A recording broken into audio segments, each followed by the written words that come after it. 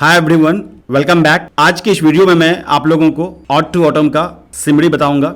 इससे पहले मैं ऑड टू ऑटम का line by line explanation Hindi में बता चुका हूं, जो आप प्लेलिस्ट से या ऊपर आई बटन पर क्लिक करके एक्सेस कर सकते हैं।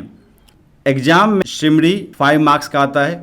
3 ऑप्शंस होते हैं, उसमें आपको एक लिखना होता है।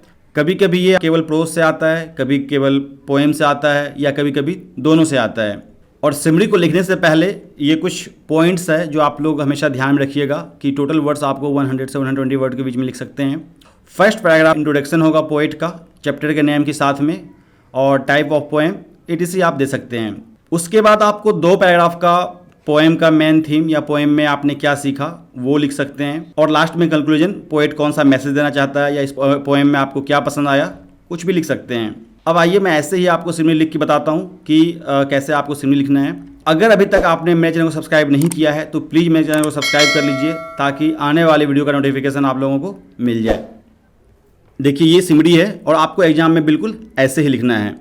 The poem ode to autumn has been composed by John Keats, one of the England's greatest romantic poet. In this poem, John Keats described the beauty and characteristics of autumn in a series of memorable pictures. He says autumn is the season of mist, and in this season, fruits are ripened on the collaboration with the sun. Poet says that nature is full of beautiful new flowers, fruits, and birds in this season. In the last stanza, he says that autumn also has its own music. It can be heard through the hedge cricket's song, full-grown lambs bleating, and twittering of the swallows in the sky. In this poem, the poet says that autumn is an enjoyable season that makes us happy and active. तो ये आपका poem का सिमरी था। आपको बिल्कुल ऐसे ही exam में लिखना है। अब आइए इसका लाइन बाय लाइन एक्सप्लेनेशन हम देखते हैं हिंदी में। The poem Ode to Autumn has been composed by John Keats, one of the England's greatest romantic poet. In this poem, John Keats describes the beauty and characteristics of autumn in series of memorable pictures. Ode to Autumn कविता की रचना England के महानतम romantic कवियों में से एक John Keats ने की है।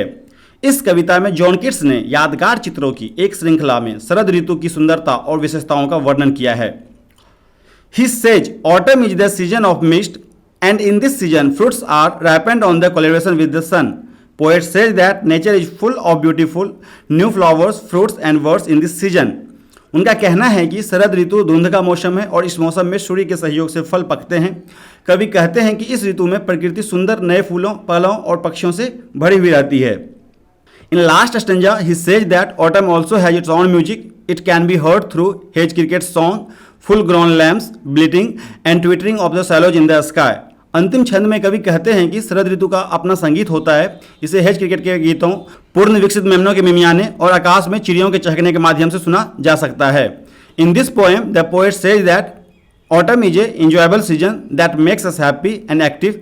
इस कविता में कवि कहता है कि पतझड़ एक आनंददायक मौसम है जो हमें खुश और सक्रिय बनाता है। तो ये पोएम के सिमरी का एक्सप्लेनेशन था हिंदी में। उम्मीद करता हूँ आपको ये वीडियो पसंद आई, और अगर ये वीडियो पसंद आई तो इसे लाइक कीजिए। और अगर अभी तक आपने मेरे चैनल को सब्सक्राइब नहीं किया है तो प्लीज़ मेरे चैनल को सब्सक्राइब कीजिए। इस वीडियो को देखने के लिए धन्यवाद। मिलता हूँ अगले वीडियो में।